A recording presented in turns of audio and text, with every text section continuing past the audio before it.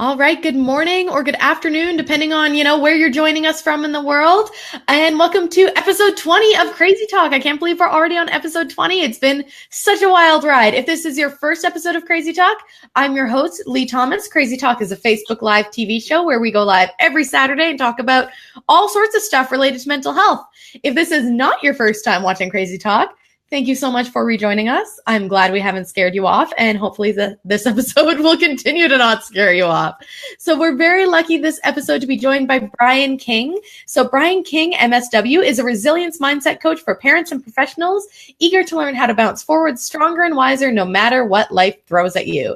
He has a master's degree in social work and is the father of 3 sons with Asperger's and ADHD. 2 of his sons also have Ehlers-Danlos syndrome. Brian lives his life while navigating the challenges of his own diagnosis of ADHD, dyslexia, Ehlers-Danlos syndrome, and multiple sclerosis. As a coach, professional workshop facilitator, and keynote presenter who has been wowing audiences since he was 17 years old, Brian has become increasingly known for a story of resilience in the face of learning and physical disabilities to become a #1 best-selling author and successful entrepreneur. In his popular keynote presentations, Brian reveals key decisions we must all make in order to be consistently successful regardless of our challenges. Brian, thank you so much for joining us today. I'm really excited to have you. Well, Lee, you practically did that intro in one breath. That's impressive. I'm from the East Coast of Canada. If we don't talk fast, we don't talk at all. Wow, I better stay in the Midwest then. Yeah. So, Brian, you've talked in your bio kind of about being a keynote speaker, about sharing your own experiences with a whole variety of challenges. So, I think what a lot of people would be interested in hearing is like, why? Like, a lot of people struggle with stuff and don't become advocates and don't, share their stories and be so open about it. So, what prompted you to share? Well, I grew up with undiagnosed ADHD and dyslexia, so life was very, very hard for me. I always felt like I was on the outside looking in. School was very difficult. Teachers accused me of being lazy, being too dreamy, that I wasn't motivated or trying hard enough, and it was the learning challenges all the way. And when I got married and had kids, all 3 of them were diagnosed with Asperger's and ADHD. And I found that when my first boy entered school, the school system was completely unaware of how to help him. They thought medication was the solution for everything. They were going to make 0 accommodations for him. So he went into crisis, began having frequent meltdowns. I was called to the school 3 days a week and ended up pulling him out and homeschooling him. And when his brothers became diagnosed as well, it occurred to me really fast that if these boys are not prepared for the world is going to eat them alive. But they can't do it all. The world needs to be prepared too. So one of my earliest mottos was, I'm preparing my sons for the world while I'm preparing the world for my sons. But in order to do that, I had to become an advocate, not just a parent. So I began learning everything that I possibly could because I knew I'd have to educate as teachers, any issues with other parents, especially in this neighborhood and where we lived. And the better I knew my information, the better I could educate people. And it just kind of took off from there. I love that. I'm preparing my sons for the world and I'm preparing the world for my sons. This is actually, it really ties in with the conversation that I had very recently about, kind of how to operate as an advocate when it feels like the world doesn't want to change. Is that something because I feel like as an advocate, that can be very discouraging when we're trying to prepare the world for us as well as preparing ourselves for the world, but sometimes it feels one-sided, right? It feels like we're doing all the preparation and the world just doesn't want to seem to get prepared for us. How do you deal with that? Well, a lot of what I do is I tap into the human experience. And as human beings, one of the things that we really want is to be seen. We want to be validated by other people. We want to be noticed for having a valuable contribution. And when you help other people tap into that need within themselves, then you can bring it back to people with mental health challenges or special needs and say, do you see how we're not really that different? One of the things that really stands in the way of people with special needs getting their needs met is this belief that they somehow are unable, incapable. You see somebody in a wheelchair and you think that they are globally incompetent. That's just a stereotype. And I don't know where the heck that comes from. That if all your faculties are not present, that you can't contribute to society, please. or because your mood tends to be a little irregular, that you can't be intelligent, that you can't be in a relationship. It's nonsense. It's stuff people make up between their ears, or things that come from fear. That, well, if this person's so unlike me in this way, well, I wonder what else might be wrong with them. And I wonder what other problems they might have. And it just spins out of control. So, like I said, tap into their experience first and help them realize what their own desires and their own wants are. And then you can basically invite them to maybe support each other in Hmm. meeting those shared needs.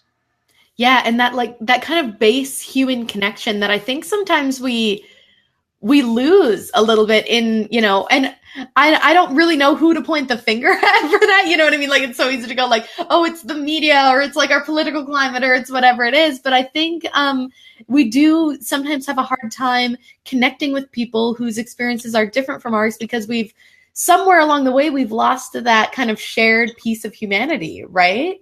Oh yeah, That I mean, shared empathy. when you look at some of the cultures around the world that still have a sense of tribalism, where there's really no sense of I, there's more of a we or an us, and that we are absolutely interdependent, you find that real shared connection. It's Mm. not, you don't have the concept, well, it's not my problem, or you got yourself in this, where you attracted it into your life. You attracted this illness. That one still irks me.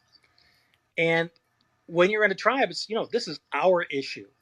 These are our children. This is our solution. But then you move over into Western culture that discovered the power of division that drives capitalism, comparison, competition.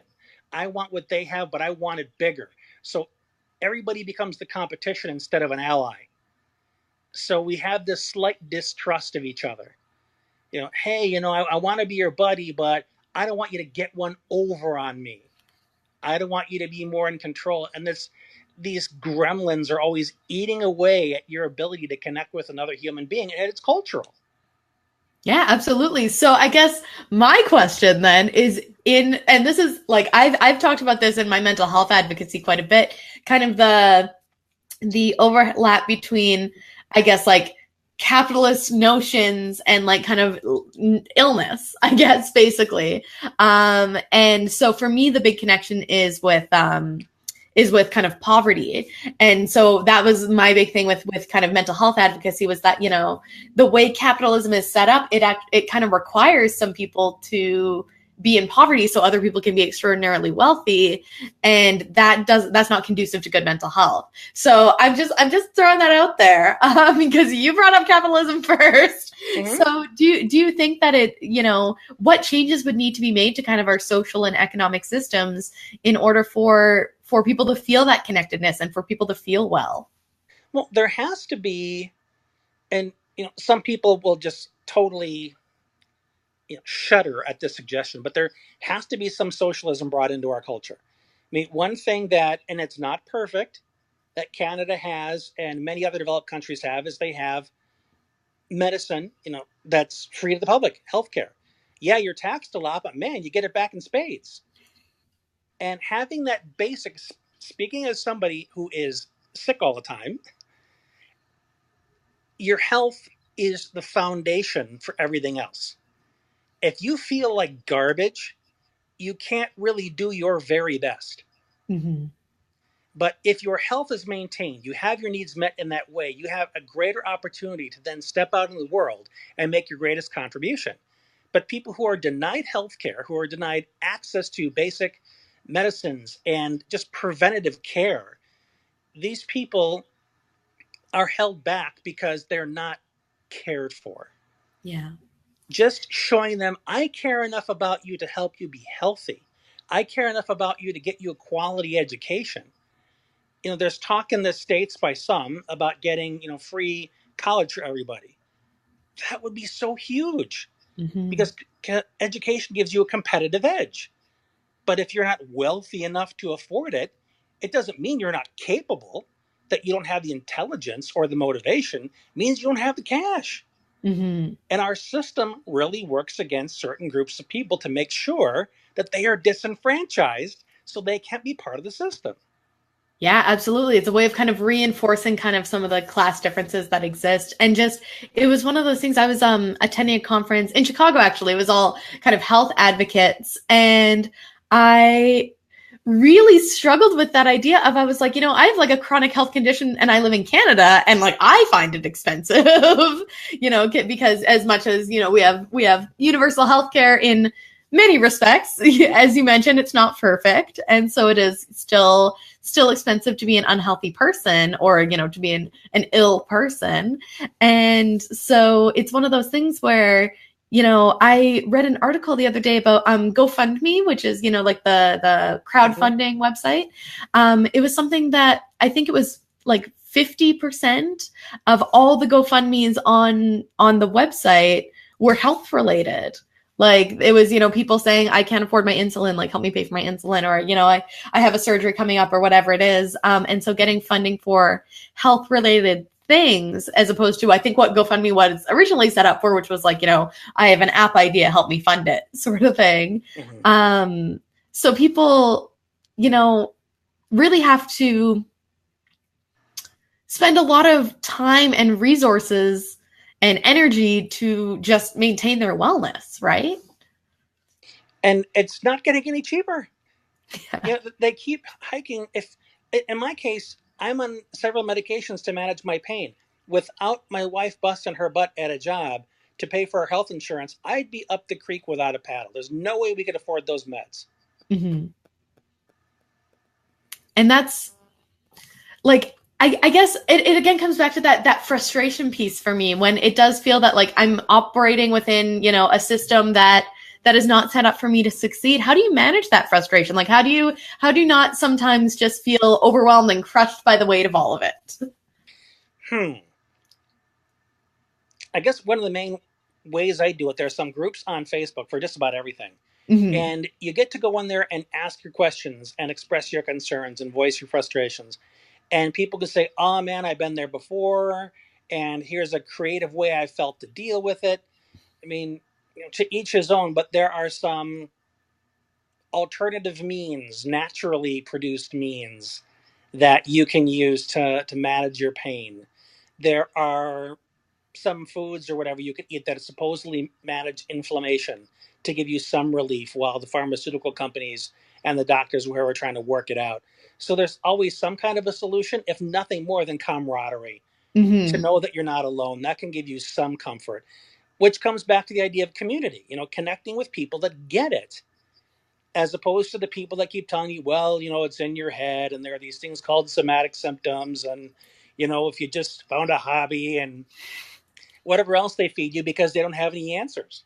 Yeah, and that feeling of like someone is in distress or someone has just told me an uncomfortable thing, so I'm going to offer a solution because I think that's the way to like help them. When in reality it's very rarely a solution. It's that human connection and that feeling seen and heard and understood that makes things better. You did mention a little bit earlier, and this is just I'm just interested in this. So you mentioned earlier, people saying you've attracted this illness into your life.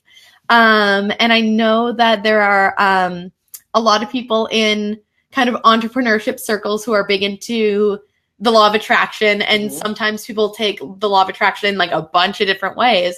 So I was wondering kind of, is that something that you hear a lot? And do you like, is that like a misinterpretation of the law of attraction, or do you just not buy into it? Or how do you feel about that? Well, I've experienced some things that could be called the law of attraction where I just seem to be in this flow and Mm-hmm. stuff is just coming at me in spades. And whenever I'm having a bad sickness day or something gets worse, he goes, one of my mentors that I actually stopped talking to her after this because I was just so thrown by the comment. She said, you might want to consider why you keep attracting all this illness into your life. And I didn't even know how to respond to her. I'm thinking, are you serious? I'm busting my butt trying to treat this stuff because it's holding me back. I'm not thinking of the advantages of being sick. I keep trying to figure out, man, how do I keep going forward anyway? Because this frankly sucks. This is preventing me from doing things that I love. I haven't been on the stage presenting in a couple of years because I'm just too exhausted and too much pain. You think I want to attract something to keep me from that? Seriously. Yeah. But there are people that think like that I'm choosing this. Nonsense. Yeah, and it's there's I always struggle with this in a lot of different ways because there's got to be some degree of and I work particularly in mental health circles, but a lot of the times what we say, particularly in eating disorder circles, is like, you didn't choose to be sick, but you can choose recovery, sort Hmm. of thing. And I always I find that such a fascinating idea of where the degree of choice lies, right? Because obviously people aren't choosing to be sick. But how much is being able to recover a choice then? Like how do we draw that line? Does that make sense? Oh, it makes perfect sense. With each challenge that you have, whether it's an eating disorder, whether it's bipolar, depression, anxiety, pain issues, it essentially comes down to what about this can you influence? And how do you go about exercising that influence? So, with the eating disorder, there are things that you can do to basically make yourself somebody who once had an eating disorder and needs to remain mindful of it so they don't go back into it, so they maintain their new and healthier habits. With pain, with anxiety, with depression, all of which I experience, I've learned that by taking charge of whether I tell myself a story when those feelings come up is everything. I can Mhm. have pain and say, oh man, I'm sick of this. This is the worst ever. And I just make it worse. Or with anxiety, oh, something must be wrong. My spidey sense is tingling. I bet you something awful is coming. And I whip myself up into an anxiety attack. But if I just say, oh, there's that feeling again. Yeah, it's there a lot. Well, that's interesting. I'll just kind of let it be. I'll focus on something else and not give it any oxygen. Then it ends up just being something that's there in the background as opposed to something that's calling the shots. Kind of letting it oh, I'm going to totally mess this up. It was a quote that I heard a while ago. It was like something about your emotions are like a toddler in a car where like you don't want to give them the driver's seat but you also don't want to kick them out of the vehicle, and it was something like that, and I That's have an interesting totally one. butchered that, but it was basically the idea of you want them to like ride along with you but you don't want to give them all the steering control, right? Like they can be there and you can be aware of them, but you don't want to hand them the wheel. That works. Yeah, it's I I wish I could like find the actual like right version of But that a metaphor. But toddler is a good metaphor for things that can be very noisy and distracting and want yeah, your attention. But you've got to pay attention to something else. You got to keep your eyes on the road, even though this toddler's kicking your seat and screaming and whining and begging for a snack or whatever it is. And that can really speak volumes about what it can be like to have a very anxious, busy mind. yeah, Whether it's ADHD that I work a lot with, or it's somebody that is very self deprecating. Their inner critic is very strong. And helping them turn that into background noise instead of basically somebody who's calling the colors at a football game or something. yeah. Oh, okay. So we're getting near the end of our time. So there was a question that I really wanted to ask, which is a little bit. We're taking a little step sideways, but I really wanted to ask it. So, and you mentioned you do a lot of work with people with ADHD, with people with Asperger's, and I mean. You're a man yourself and you have sons, and I was wondering if you notice if there's a difference kind of in the way that you work with kind of men and boys as opposed to other people, because sorry, the gender differences when it comes to health disparities are always really interesting to me. Well, the boys in general, I think, are a lot less eager to admit they need help. Where the women are more likely, and of course, this is different from person to person. I'm just Mm. talking about overall patterns. The girls in general are more open to help, but at first tend to want the help to be in the form of rescuing. Save me, Oh. save me, save me. Come and do it for me. Mm-hmm. Whereas the guys like to pretend, I got it handled. It's everybody else's problem. They're making too much of it. They should just get over it when they don't want to admit that they're truly unhappy with their current situation. And with both, the approach is the same, to help them realize that they're unhappy with the present situation. It's never about pointing fingers. Whose fault is it? Did somebody else do it to me? Am I causing it? Because blame is unhealthy no matter how you look at it. But to help them arrive at a point where they would like to take some specific action to change the trajectory of how things are. And then start talking about, okay, what's our first step? Because once you get them into action and keep them into action, you help them discover their sense of empowerment and their ability to actually influence the course of their life. So whether it's female, male, depressed, Asperger's, autism, whatever, if they can make a choice and act on that choice and experience a positive result, then they'll realize I can live a life differently than I'm living it now. Mm-hmm. And I think it's one of those things, like when you were talking about kind of blame being unhealthy, this is something like I work with a number of kind of marginalized populations, I guess, and especially with like a lot of LGBTQ youth. And where do you kind of draw the line between blame as in, this is so-and-so's fault versus, I guess, acknowledging the inequalities of the system that we're working in? Like, what's the difference between those two things? It's hard to build a bridge between you and the bad guy. But you can build a bridge between you and somebody that you can collaborate and cooperate with. So when you are blaming, you're making somebody else a villain. Mm-hmm. You can say, hey, that person made a choice that was hurtful to me. But how do I realize, and this is pretty Gandhian, says realize this person has the same fears and frailties that I have. I've just learned more about them and taken a different position in relationship to them than this person has. So by working together, I can hopefully help this person realize that there's a different way to go about this than they've been going. And if we can reach that middle ground, we can begin to work together. But that kind of a position comes more so through compassion than blame. Mm-hmm. Which again comes kind of full circle to our conversation at the beginning when we were talking about recognizing that shared humanity, right? Mm-hmm. And recognizing kind of the humanity that's in all of us, I guess. Right. We're all human beings first. We're imperfect. We're trying to figure out this human condition of ours. None of us has it 100%, no matter what the marketing says. We're still learning things. And we help each other along as best we can with what we think we've figured out. And that's all we can do, right? Yeah. We can just do the best we can. So Brian, it was so great having you on the show. For all the people who are tuning in and going, wow, this Brian character, absolutely amazing. Totally on board with what he's saying. And they want to reach out to you and kind of find out more. How can they do that? There's two real simple ways. I'm very easy to find on Facebook.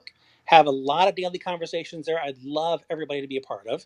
You can also find me at my website, which is mindsetbeforeskillset.com. Love that. Mindset before skill set. I just want to thank a couple of the people who have tuned in for the show. Les Black, Felicia Roter, and of course, Rudy Caceres. So thank you everyone for tuning in. If you are catching this on the replay or if you are watching this live, give us a share, give us a shout out in the comments. Let us know what questions you might have had. Let us know if there are any questions that maybe we could answer on our next episode of Crazy Talk. And just, stay in touch. Don't be a stranger. So thank you so much for being on the show, Brian. It was really, really wonderful having you. Thank you, everyone, for tuning in. If you're watching this episode of Crazy Talk and going, wow, Crazy Talk is awesome, I want episodes of Crazy Talk directly to my inbox, you can get them by signing up for my mailing list at leethomas.ca or by clicking on the link that I'm going to put in the comments below. So thank you so much, everyone, for tuning in. Catch our next episode of Crazy Talk next week on Saturday at 12:30 as always. Bye, guys.